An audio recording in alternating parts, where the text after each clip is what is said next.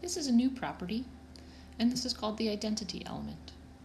And it's kind of helpful that it's named that, because the identity element gives you exactly what you operated with. In this strange system that we don't really understand how it works, notice I have circled the B row and the B column, and where those ovals intersect is at B. And if you notice that every time you operate B with something, let's see, B and C, you get C. What if I did C with B? Oh, I'd get C. So every time you operate B with something, you get identically what you operated with. So D and B gives you D. B and D gives you D. So it gives you identically back what you started with. Something to think about, if we are in whole numbers, multiplication, what number behaves like the identity element? 1. Because 1 times anything just keeps it the same. Now, whole numbers addition, what number operates as the identity element? So in other words, I have 5 plus what will just give me a 5.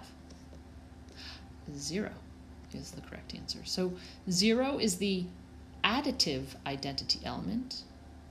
1 is the multiplicative identity element. Interesting. So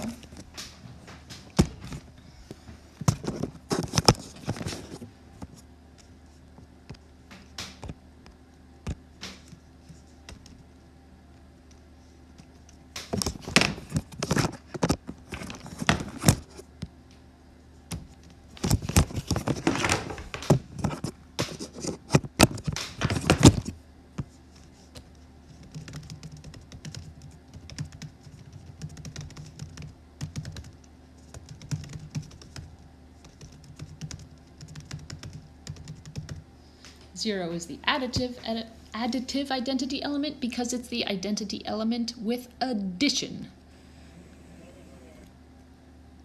1 is the multiplicative identity element because it is the identity element with multiplication. So let's see, in some systems that we don't know, let's see if we can spot the identity element. The pattern that you want to look for.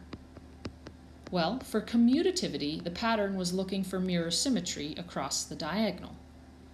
For the identity element, you want to look for a row and a column that match the headings.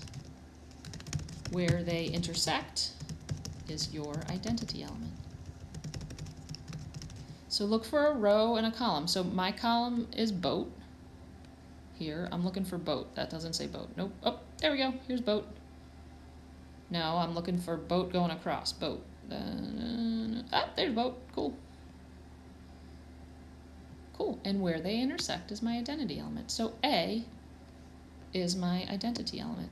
And if I needed to offer proof of that, I would say A operated with T. Let's see, A operated with T is T. And I also want to show it works commutatively. So T operated with A, so T operated with A is also T. I need to show it's working commutatively in order for it to be an identity element. Cool. Is there an identity element in this system?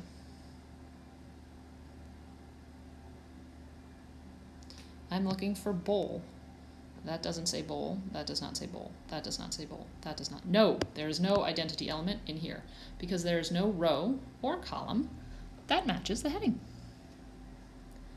So the identity element will have some ramifications for us down the road when we look for inverses